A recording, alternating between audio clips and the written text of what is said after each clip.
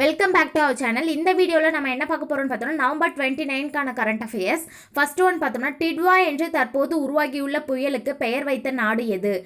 Yemen நாடு தான் வந்து பெயர் வச்சிருக்காங்க. இதனுடைய பொருள் என்ன அப்படின்னு பார்த்தோம்னா ஏமனில் உள்ள சோகோட்ரா தீவில் உள்ள ஒரு காயலை குறிக்கிறது.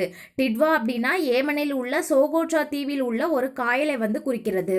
அடுத்து பார்த்தோம்னா இந்த டிட்வா புயலுக்கு முன்னாடி உருவான சென்யார் அப்படின்ற புயல் வந்து உருவாகியிருந்து அந்த சென்யார் அப்படின்ற புயலுக்கு பெயர் வைத்த நாடு எது அப்படின்னு பார்த்தோம்னா ஐக்கிய அரபு அமீரகம். அதனுடைய பொருள் என்ன அப்படின்னு பார்த்தோம்னா அரபு மொழியில் சிங்கம் என்று பொருள். அடுத்து பார்த்தோம்னா புயலுக்கு பெயர் வைக்கும் முறை. இந்த புயலுக்கு பெயர் வைக்கிற முறையெல்லாம் வந்து பார்த்தோம்னா 2000 ஆண்டில் வந்து தொடங்குது.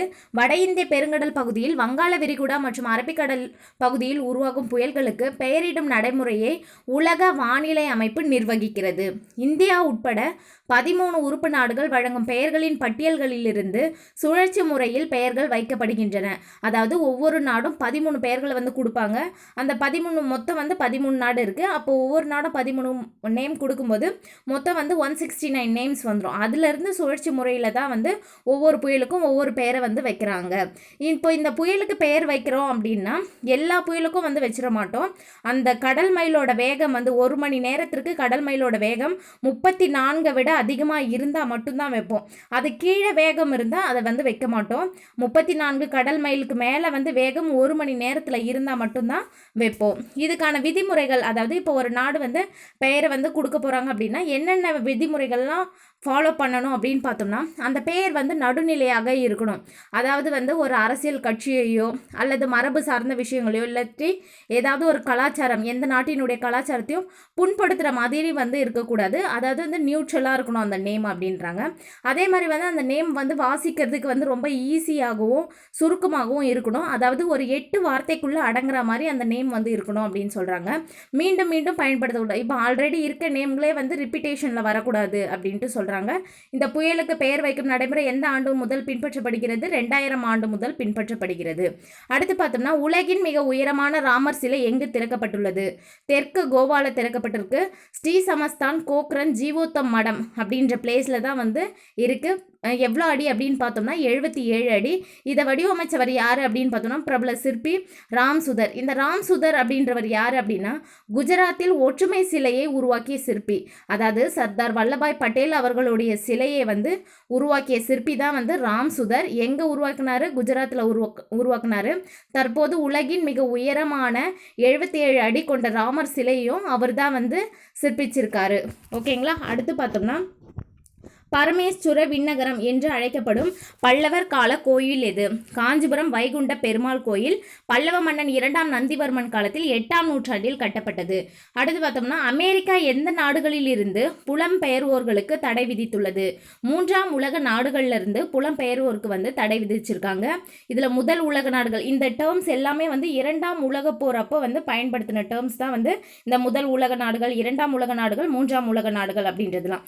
முதல் உலக நாடுகள் கேட்டகரியில் யார் யாரெல்லாம் வருவாங்க அப்படின்னு பார்த்தோம்னா அமெரிக்கா, அதன் நட்பு நாடுகள், தொழில் வளர்ச்சி பெற்ற நாடுகள். 2ஆம் உலக நாடுகள் பார்த்தோம்னா ரஷ்யா, சீனாவை சார்ந்த நாடுகள்.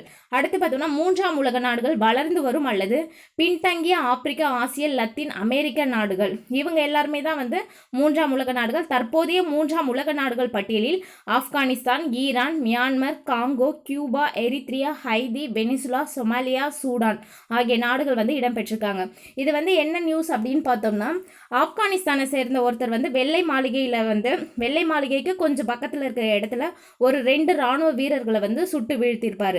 அப்போது வந்து ட்ரம்ப் வந்து என்ன சொல்லுவார் அப்படின்னு பார்த்தோம்னா இவங்க வெளிநாடாக இருக்கவே தானே இந்த மாதிரியான விஷயங்கள்லாம் பண்ணுறாங்க, அதனால் வந்து வெளிநாட்டிலேருந்து வரவங்களுக்குலாம் வந்து சில தடையை வந்து விதிச்சிருக்காரு. அதே மாதிரி ஆல்ரெடி உள்ளே இருக்கவங்களுக்கும் வந்து இவங்க ரொம்ப இம்பார்ட்டண்ட்டாக இருந்தால் மட்டும் இருக்கட்டும், அப்படி இல்லைன்னா வெளியேற்றிடலாம் அப்படின்ற ஒரு ரெஸ்ட்ரிக்ஷனையும் கொண்டுட்டு வர்றாரு. இதில் வந்து இந்தியா வருதா அப்படின்னு பார்த்தோம்னா இந்தியான்றது வந்து வளரும் நாடுகள், அதாவது வந்து ஃபாஸ்டஸ்ட் எக்கனாமிக்கல் க்ரோத் இருக்கிறது தான். இந்த 3 டேர்ம்ஸ்குள்ளேயுமே வந்து ப்ராக்டிக்கலாகவும் சரி லாஜிக்கலாகவும் சரி வராது.